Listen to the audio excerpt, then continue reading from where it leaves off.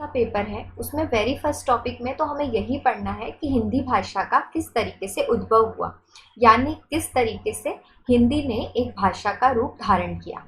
तो आज का जो हमारा लेक्चर है इसमें हम कवर करेंगे बेसिकली हिंदी भाषा का विकास। तो देखो, यदि हम कुछ ऐसे तथ्यों की बात करें जो आपकी जो एग्ज़ाम है उसमें मेंस के पेपर में आपके 3 मार्कर में पूछे जाते हैं। तो देखो, सबसे पहले तो ऐसा पूछा जा सकता है आपसे कि हिंदी भाषा कितनी विश्व की भाषाओं में से एक है। तो हिंदी भाषा विश्व की 3000 भाषाओं में से एक है। आपसे ये क्वेश्चन दूसरा पूछा जा सकता है 3 मार्कर में कि आकृति और आकार के आधार पर जो हिंदी भाषा है वो किस प्रकार की भाषा है। तो फ्रेंड्स, आकृति के आधार पर हिंदी भाषा वियोगात्मक और विश्लिष्ट भाषा है। भाषा परिवार के आधार पर यदि हिंदी भाषा की बात की जाए तो भाषा परिवार के आधार पर हिंदी भाषा भारोपीय परिवार की भाषा है। अब आप सोच रहे होंगे फ्रेंड्स कि भाषा परिवार होता क्या है। तो देखो, भाषा परिवार हम एक बड़े भूभाग में रहने वाली जनसंख्या की भाषाओं को वर्गीकृत करने पर जो हमें एक परिवार प्राप्त होता है उसे हम बोलते हैं भाषा परिवार। ठीक है, तो भाषा परिवार में यदि हम हिंदी भाषा परिवार की बात करते हैं तो हमारे पास 4 भाषा परिवार हैं। पहला है भारोपीय, दूसरा है द्रविड़, तीसरा है ऑस्ट्रिक और चौथा है चीनी तिब्बती भाषा परिवार। अगर आपसे पूछा जाए कि भारत में बोलने वाले या भारत में बोले जाने वाला सबसे बड़ा भाषा परिवार कौन सा है, या भारत में बोले जाने वाले लोगों का प्रतिशत किस भाषा परिवार में सबसे अधिक है, तो भारोपीय भाषा परिवार में फ्रेंड्स 73% आपके लोग आते हैं। अर्थात भारत का सबसे बड़ा भाषा परिवार भारोपीय भाषा परिवार है। दूसरा भाषा परिवार होता है फ्रेंड्स द्रविड़ भाषा परिवार। द्रविड़ भाषा परिवार में बोलने वाले लोगों का प्रतिशत 25% है। तीसरा है आस्ट्रिक भाषा परिवार। तो आस्ट्रिक भाषा परिवार में बोले जाने वाले लोगों का प्रतिशत 1.3% अर्थात 1.3% है। अगला है हमारा चीनी तिब्बती भाषा परिवार। चीनी तिब्बती भाषा परिवार में भारत में बोले जाने वाले लोगों का प्रतिशत 0.7% है। तो ये आपका पूरा प्रतिशत के आधार पर हमने वर्गीकरण देखा। भारोपीय भाषा परिवार आप विशेष रूप से याद रखें, क्यों?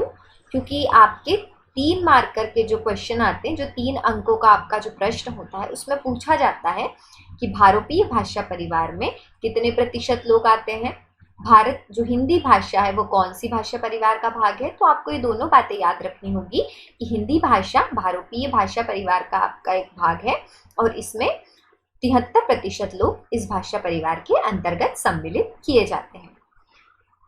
हिंदी और भारोपीय भाषा में, जैसे हिंदी और भारत यूरोपीय भाषा जो है ये भारतीय ईरानी शाखा की, भारतीय आर्य उपशाखा की एक शाखा है।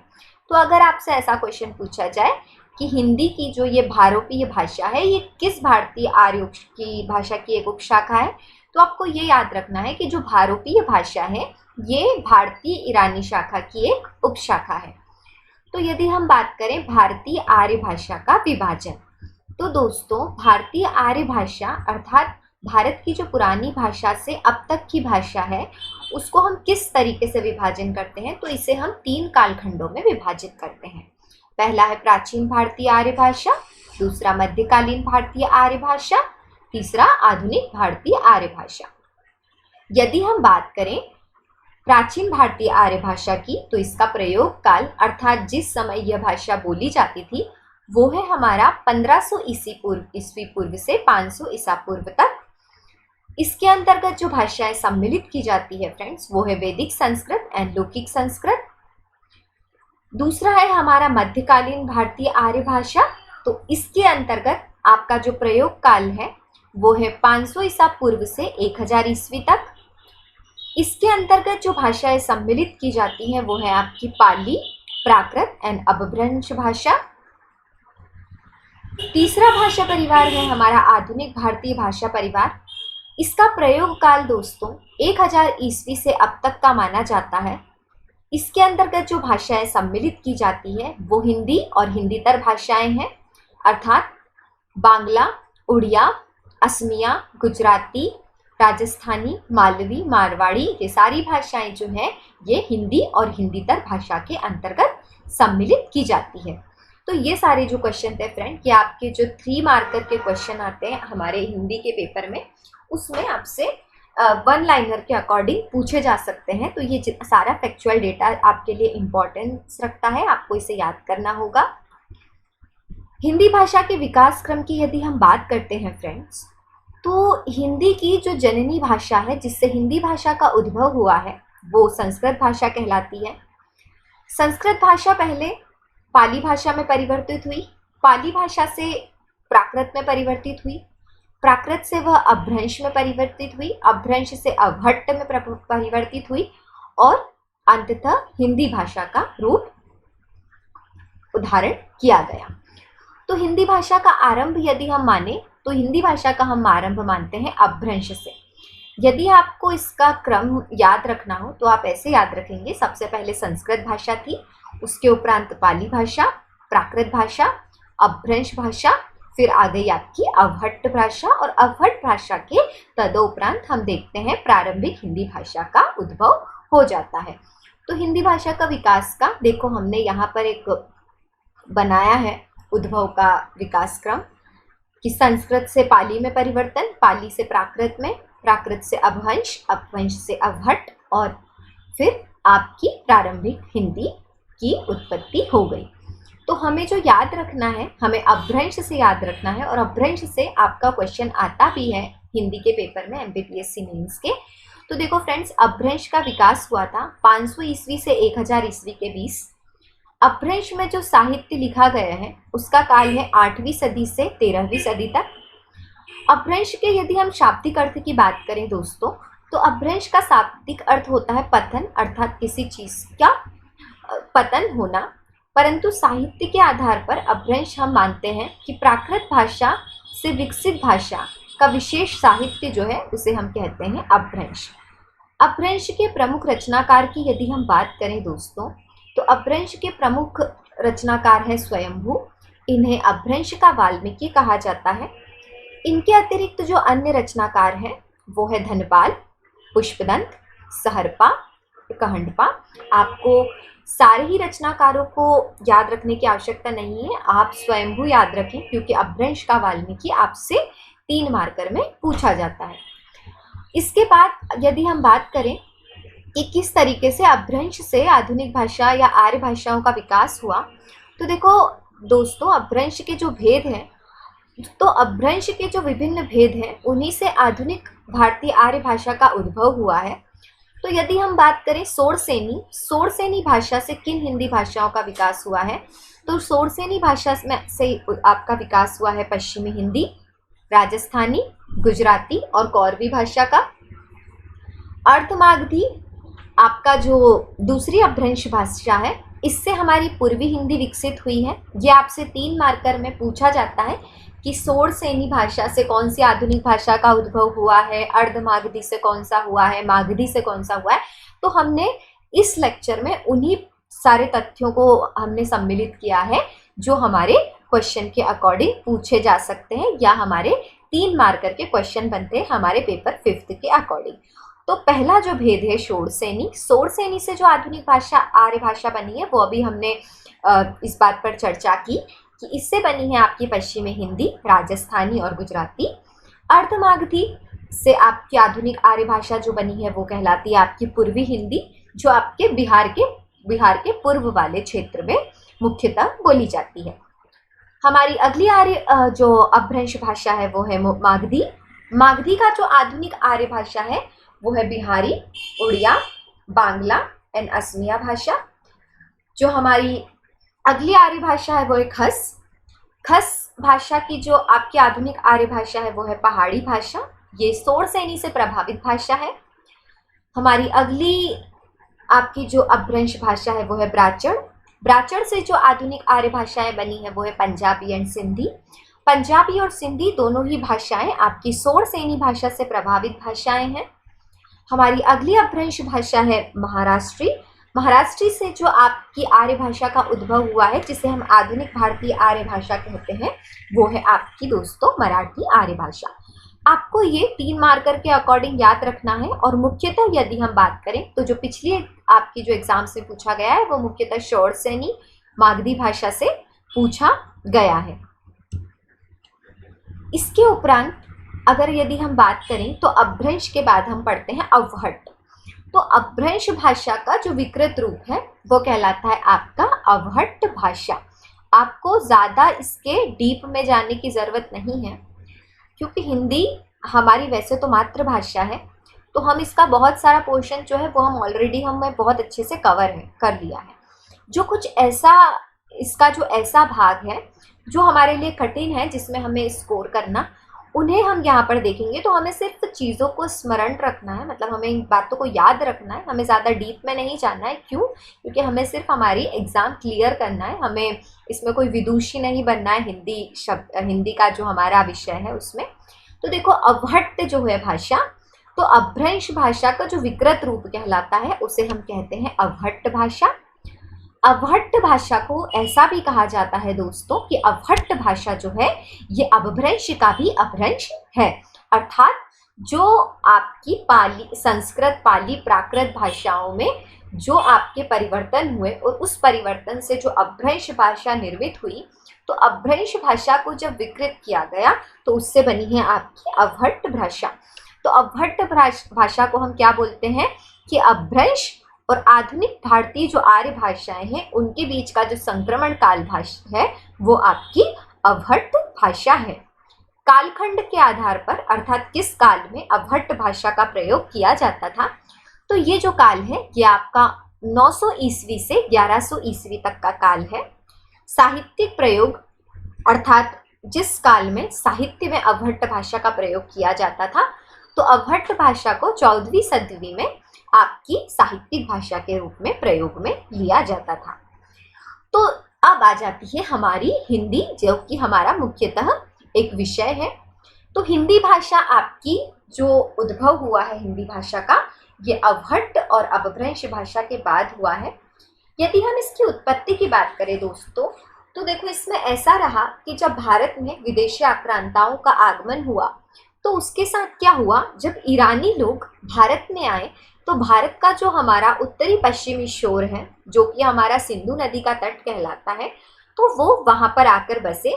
जब उन्हें उस नदी का नाम पता चला सिंधु, तो उन्होंने उस सिंधु नदी को हिंदू कहा। चूँकि हिंदू से इन्होंने एक नया शब्द सृजित किया, जो कि था हिंद। हिंद का जो शाब्दिक अर्थ होता है वो कहलाता है हिंद का। चूँकि फारसी भाषा में संबंध प्रत्यय कारक को महत्व दिया जाता है, मतलब संबंध प्रत्यय कारक का एक बेसिक मीनिंग देखें तो ये होता है कि जो भी शब्द है उसमें ई एडिशनल जोड़ दिया जाए। तो इसमें हिंद में जब ई जुड़ गया तो इससे बना हिंदी। तो अगर आपसे पूछा जाए कि हिंदी मूलतः कौन सी भाषा का शब्द है, तो हिंदी भाषा आप जो शब्द है हमारा, ये फारसी भाषा का शब्द है। अर्थात हमारा जो हिंदी भाषा का ये जो मुख्यतः शब्द है जिसके आधार पर हम हिंदी पढ़ते हैं, उसका सृजन फारसी लोगों ने किया है। अर्थात बच्चा जन्मा कहीं और है और उसका नाम किसी और परिवार ने रखा है।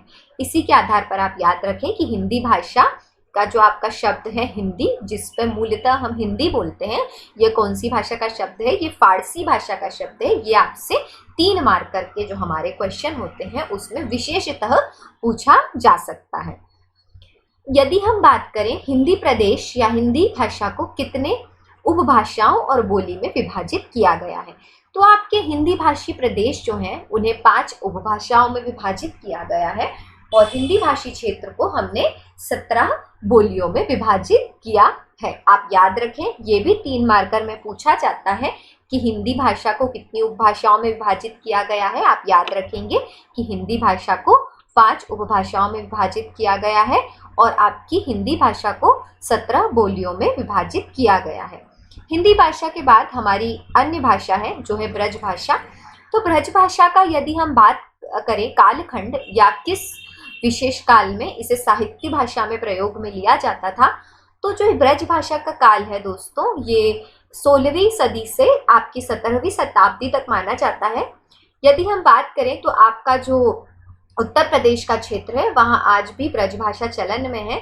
पर साहित्यिक प्रयोग की यदि हम बात करें तो चरम मतलब जब एक्सट्रीम लेवल पे या चरम सीमा पर होता था, अपनी पराकाष्ठा पर जब ब्रजभाषा का प्रयोग किया जाता था, तो वो आपका जो काल था वो 16वीं और 17वीं शताब्दी का काल माना जाता है।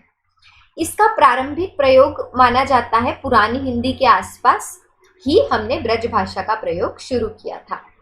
काव्य भाषा के रूप में जो ब्रजभाषा का विकास हुआ है यह मध्यकाल में हुआ है, अर्थात जब हम मध्यकाल का इतिहास पढ़ते हैं उसी समय हम देखते हैं कि मध्यकाल में आपके क्या हुए थे, आपके बहुत सारे आपके आंदोलन हुए थे जिसे हम बोलते हैं भक्ति आंदोलन। भक्ति आंदोलन के समय ही क्या हुआ था दोस्तों कि अब क्षेत्रीय भाषा में साहित्य का सृजन होने लगा था, मतलब जो भी लोकल लैंग्वेजेस होती है उसमें साहित्य लिखा जाने लगा था। तो उसी समय ब्रजभाषा का विकास हुआ। तो यदि हम बात करें ब्रजभाषा के विकास के चरण, तो ब्रजभाषा आपके 3 मार्कर में पूछी जा सकती है, और अगर उससे ज़्यादा पूछी जाए ब्रजभाषा के विकास, तो हम ब्रजभाषा को सूरदास के आधार पर विभाजित करते हैं। तो देखो, एक तो वो काल होगा जिसमें सूरदास होंगे, एक वो काल होगा जो सूरदास के पहले का काल होगा, और एक काल वो काल होगा जो सूरदास के बाद का काल होगा। तो जो ब्रजभाषा के विकास का चरण है इसे हम 3 भाग में विभाजित करते हैं। जो पहला भाग है वो है सूर्य पूर्व युग। सूर्य पूर्व युग में मतलब यह है कि सूरदास के पहले जो युग था वो आपकी ब्रजभाषा का प्रथम काल माना जाता है। सूर्य युग अर्थात वह काल जिसमें सूरदास मुख्यतः कार्य क्षेत्र में थे। और फिर है रीति काल। तो रीति काल में क्या होता है, जो ब्रजभाषा है अपनी पराकाष्ठा पर पहुंच जाती है। अगर हम बात करें प्रथम स्वतंत्र प्रयोग अर्थात स्वतंत्र रूप से प्रथम प्रयोग किसके द्वारा किया गया, तो हिंदी भाषा का जो स्वतंत्र प्रयोग किया गया है प्रथम बार वो आमिर खुसरो के द्वारा किया गया है। आप याद रखें, खड़ी बोली और ब्रजभाषा दोनों में आमिर खुसरो का महत्वपूर्ण योगदान है। ठीक है। अन्य रचनाकारों की यदि हम बात करें ब्रजभाषा की तो वो है नामदेव। नामदेव का नाम आप जब भक्ति काल के जो आंदोलन हुए थे, आपके जो भक्ति आंदोलन है स्पेसिफिकली, उसमें आप नामदेव का नाम याद रखते हैं। विष्णुदास, ये भी एक महत्वपूर्ण आपके व्यक्ति हैं। गुरु अर्जिन देव जो कि आपके सिख गुरु हैं। केशवदास जो हैं, इन्होंने ब्रज भाषा में जो रामचरितमानस है उसका अनुवाद किया था, और इनकी जो कृति है उसका नाम है रामचंद्र जस चंद्रिका। ठीक है, तो यहाँ पर नाम नहीं लिखा है, पर ऐसा केशवदास के बारे में तो पूछा जाता है 3 मार्कर में। तो यदि हम बात करें मुख्य रचनाएं जो कि सूरदास द्वारा सृजित की गई हैं, तो पहली है फ्रेंड्स सुरसागर, सुरसावली, साहित्य लहरी। और आप विशेषतः याद रखें, आपके 3 मार्कर में पूछा जाता है सूरदास का उपनाम, या ऐसा प्रश्न बना दिया जाता है कि अष्टछाप का जहाज किसे कहा जाता है, तो अष्टछाप का जहाज आपके सूरदास जी को कहा जाता है। हमारी अगली भाषा है अवधी। अवधी भाषा जो है ये 16वीं आपकी से 17वीं शताब्दी में आपकी विकसित हुई थी। अवधी भाषा हिंदी क्षेत्रीय भाषा की उपभाषा है। अगर हम बात करें विकास का श्रेय किसे जाता है, तो अवधी भाषा के विकास का श्रेय हम सूफी कवि जो आए थे उन्हें देते हैं, और विशेषतः इसमें भी अमीर खुसरो का योगदान माना जाता है। यदि हम बात करें विशेष व्यक्ति जिन्होंने अवधी भाषा में अपनी रचनाएं की, तो आपके महत्वपूर्ण है रामचरितमानस जो की कृति है तुलसीदास की, और दूसरी है पद्मावत जिसके रचयिता हैं मलिक मोहम्मद जायसी। यदि हम बात करें भाषा परिवार, तो भाषा परिवार के आधार पर आपकी अवधी भाषा इंडो आर्यन या भारतीय आर्य भाषा परिवार के अंतर्गत आने वाली भाषा है। इसके उद्भव का कारण माना जाता है कि मुगल अत्याचारों के प्रभाव से जो भाषा विकसित हुई वो आपकी अवधी भाषाएं हैं। तो आपसे यदि 3 मार्कर में ये पूछा जा सकता है, तो आप इसमें से कोई भी 3 पॉइंट जो आपको स्पेसिफिकली अच्छे लग रहे हो आपके आंसर के लिए, आप यहाँ से उन्हें उठाकर अपने क्वेश्चन में यूज कर सकते हैं। हमारी अगली भाषा है खड़ी बोली। ये भाषा नहीं वैसे बोली है, पर खड़ी बोली में आप ये देखते हैं कि बहुत सारा साहित्य भी लिखा गया है, और जब भी किसी भाषा में या बोली में मुख्यतः किसी बोली में जब साहित्य का सृजन होने लगता है तो उसे हम विभाषा कहते हैं। तो खड़ी बोली की यदि हम बात करें तो खड़ी बोली में जो साहित्य में सृजन हुआ है इसका कालखंड 12वीं शताब्दी से 13वीं शताब्दी का काल माना जाता है। खड़ी बोली के जनक आमिर खुसरो हैं। आमिर खुसरो ने मुख्यतः जो काम किया है खड़ी बोली में साहित्य का, वो पहेलियों के रूप में है, जैसे कि एक थाल औंधा घिरा, सितारों से भरा, जैसी बहुत सारी पहेलियां आमिर खुसरो ने खड़ी बोली में बनाई हैं। तो इसीलिए इसका जो जनक है ये आपके आमिर खुसरो माने जाते हैं। खड़ी बोली को हम मानक हिंदी का पूर्व रूप भी बोलते हैं, अर्थात जब हिंदी का मानक रूप धारण नहीं किया था हिंदी ने, तो उसके पहले जो बोली बोली जाती थी, जो कि खड़ी बोली थी, वो हमारी मानक हिंदी का पूर्व रूप है। तो यदि हम बात करें तो खड़ी बोली बनी कैसे है, तो खड़ी बोली में देखो संस्कृत, उर्दू और अरबी फारसी भाषा के संयोजन से जो नई भाषा बनी है वो आपकी खड़ी बोली है। ये हिंदी क्षेत्रीय भाषा की उपभाषा है। क्षेत्र की यदि हम बात करें जहां मुख्यतः खड़ी बोली बोली जाती है तो वे है मेरठ, बिजनौर और देहरादून वाला क्षेत्र। अर्थात यदि हम बात करें खड़ी बोली कौन सी बोली है, तो खड़ी बोली आपकी वो बोली है जिस पर ब्रज भाषा और अवधी भाषा की छाप नहीं होती है, उसे हम विषय मुख्यतः खड़ी बोली के अंतर्गत सम्मिलित करते हैं। तो ये तो हमने एक बेसिक चीज़ें देखी। विकास में आपको इतना ही याद रखना है कि किस तरीके से विकास हुआ, कि पहले संस्कृत थी, फिर पाली थी, फिर प्राकृत बनी, फिर अपभ्रंश बनी, फिर अपभ्रट बनी, फिर आपकी प्रारंभिक हिंदी का उद्भव हुआ। उसके अलावा आपके जो फैक्ट हैं जो आपसे आपके 3 मार्कर में पूछे जाते हैं वो आज हम डिस्कस करेंगे। तो देखो, आपसे ये क्वेश्चन पूछा जा सकता है कि हिंदी का जन्म किस अपभ्रंश से हुआ, तो आप याद रखें कि हिंदी का जन्म भारोपीय भाषा परिवार के सोड़सेनी अपभ्रंश से हुआ। विश्व का प्रथम हिंदी व्याकरण कौन सा है, तो विश्व का प्रथम हिंदी व्याकरण अष्टाध्यायी जो है उनकी माना जाता है, जो कि पाणिनि की कृति है। ठीक है, तो आपसे ये भी पूछा जा सकता है कि पाणिनि की रचना कौन सी है, तो पाणिनि की रचना अष्टाध्यायी है, जो कि आपके हिंदी का प्रथम व्याकरण है।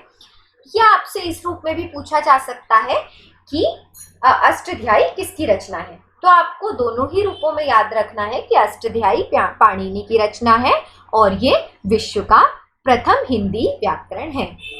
यदि हम बात करें विश्व का प्रथम महाकाव्य, तो विश्व का प्रथम महाकाव्य रामायण माना जाता है, जो कि वाल्मीकि द्वारा सृजित किया गया है।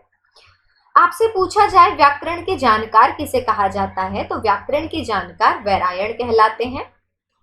3 मार्कर में यह भी पूछा जा सकता है कि अष्टछाप का जहाज किसे कहते हैं। आप याद रखें, अष्टछाप का जहाज सूरदास जी को कहा जाता है।